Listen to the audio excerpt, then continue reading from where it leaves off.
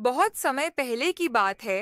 बलरामपुर नामक एक छोटे से गांव में एक किसान रहता था, रामू। रामू बहुत गरीब था। रामू अपनी पत्नी गौरी और बेटे सूरज के साथ रहता था। उसके पास थोड़ी सी जमीन थी, पर इस साल बारिश नहीं हुई थी। खेत सूख गए, अनाज नहीं उगा और घर में खाने को तक नहीं बचा था। कुछ ही दिनों में दिवाली भी आने वाली थी। गांव के सब लोग अपने घरों को सजा रहे थे।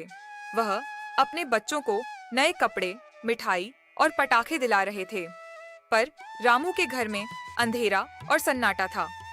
उसकी पत्नी गौरी ने कहा, सुनो जी, लगता है हम इस बार दिवाली नहीं मना पाएंगे। घर में खाना बनाने को तो तेल नहीं है, तो दिए जलाने के लिए कहाँ से आएगा? कोई बात नहीं भाग्यवान, तुम चिंता मत करो।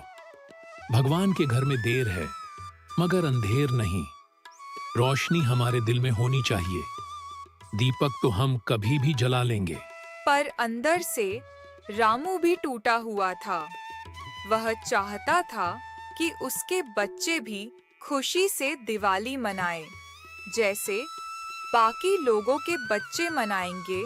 और फिर रामू उदास मन के साथ अपने घर से बाहर आता है। थोड़ी दूर चलने पर रामू को एक भरी पोटली मिलती है।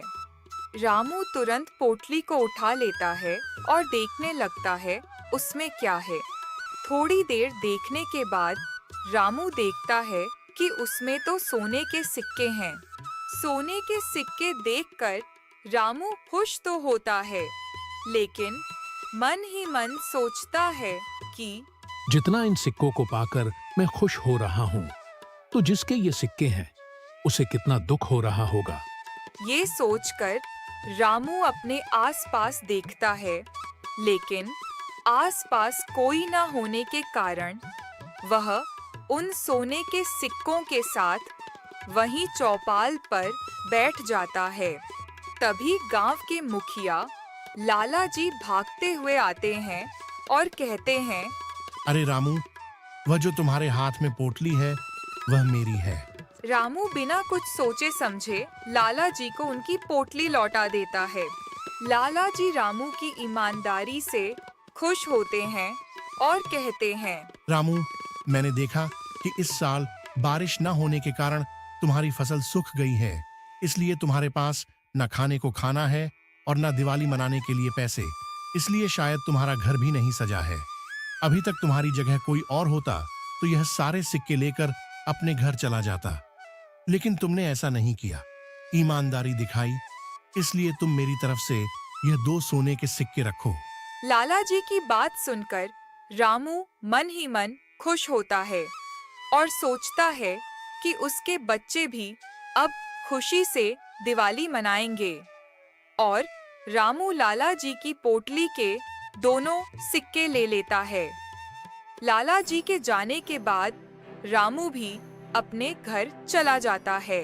घर जाकर रामू अपनी पत्नी को सारी बात बताता है।